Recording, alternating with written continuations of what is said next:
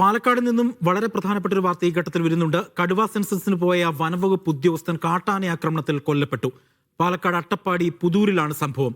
Puthur forest സ്റ്റേഷനിലെ assistant beat forest officer കാളിമുത്തുവാണ് മരിച്ചത്.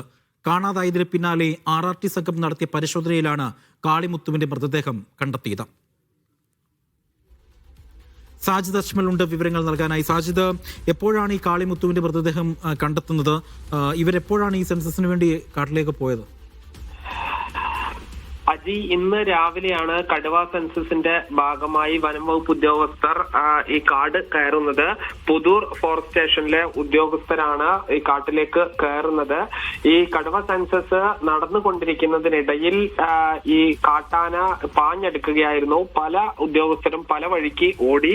ഈ കാളിമുത്തുവിന്റെ നേരെ തിരിഞ്ഞ ആന കാളിമുത്തുവിനെ ആക്രമിക്കുകയായിരുന്നു. ആനയുടെ ചവിട്ടേറ്റാണ് കാളിമുത്ത് മരിച്ചു എന്ന വിവരമാണ് ലഭിക്കുന്നത്. ഈ അട്ടപ്പാടിയിലെ തന്നെ ആദിവാസി കൂടിയാണ് ഈ മരിച്ച ഫോറസ്റ്റ് അസിസ്റ്റന്റ് ബീറ്റ് ഓഫീസറായ കാളിമുത്തു.